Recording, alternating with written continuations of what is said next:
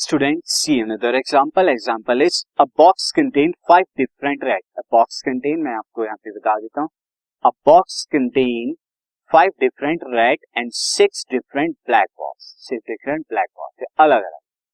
In how many ways can 5 balls be selected? आपको 5 balls का selection करना है इस बॉक्स में से. So that there are at least 2 balls of each color. यानी हर एक कलर की कम से कम 2 बॉल्स तो जरूर होनी चाहिए. यानी कम से कम 2 रेड और कम से कम 2 ब्लैक होनी चाहिए.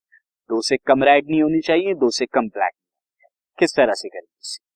तो एक बॉक्स है, मैं यहाँ पे बॉक्स फॉर्म कर लेता हूँ. सी यहाँ पर बॉक्स है और बॉक्स के अंदर जो है 5 हमारी डिफरेंट रेड है. तो मैं ये अलग अलग शेप्स की बना देता हूँ. ये एक बॉल हो गई एंड देन ये एक बॉल हो गई, देन ये एक बॉल हो गई, ये वाली इस तरह से. एंड जो है 6 हमारी जो है ब्लैक है. तो black ball this and black ball this. एक मैं ये बना देता हूँ, एक दिस इस तरह से एंड दिस ये, और एक हम यहाँ पे इस तरह से. ये जो है हमारी 6 जो है डिफरेंट ब्लैक है एंड 5 रेड है. अब स्टूडेंट यहाँ से आपको जो सिलेक्शन करना है, यहाँ से सिलेक्शन 5 बॉल्स लेनी है. बट 5 बॉल्स कैसे लेनी है? हर एक कलर की 2 बॉल्स एटलीस्ट होनी चाहिए. दैट मीन्स अगर आप रेड एंड ब्लैक को मैं लिखूं, रेड कितनी है 5, ब्लैक कितनी है 6. तो या तो अगर रेड की 2 लें एंड ब्लैक की आप क्या लें 3. एक तो ये कर सकते हैं हम, अब दोनों केस में एटलीस्ट 2 हैं. और या फिर आप क्या कर सकते हैं, 3 रेड लें एंड 2 ब्लैक लें. इस केस में भी एटलीस्ट 2 कलर की हैं. तो 2 आप यहाँ पर पॉसिबिलिटीज है. अब इन और आ रहा है तो बीच में ऐड हम करेंगे. तो फर्स्ट ऑफ ऑल मैं यहाँ पर selection of 2 red and 3 black. 2 red and 3 black का सिलेक्शन कैसे होगा? ये हो जाएगा हमारा 5C2. 5 में से 2 रेड एंड 6 में से 3 black.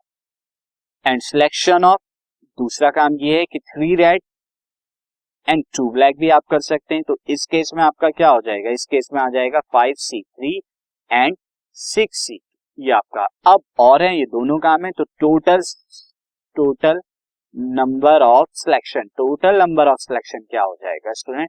Total number of selection हो जाएगा 5C2 multiplied by 6C3 plus 5C3 multiplied by 6C2. अब इसे सॉल्व कर लीजिए. मैं यहाँ से स्टार्ट करता हूँ. 5 फैक्टोरियल 5C3 5C2 का 5 फैक्टोरियल एंड 2 फैक्टोरियल 5 माइनस 2 यानी 3 फैक्टोरियल. ये आ गया.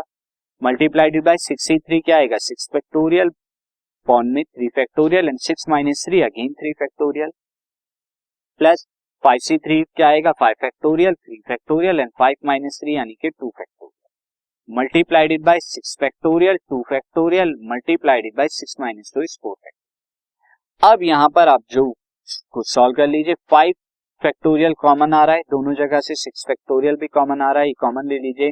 डिनोमिनेटर से 2 फैक्टोरियल 3 फैक्टोरियल कॉमन आ रहा है, तो 2 फैक्टोरियल इनटू 3 फैक्टोरियल भी कॉमन ले. अंदर क्या बचा?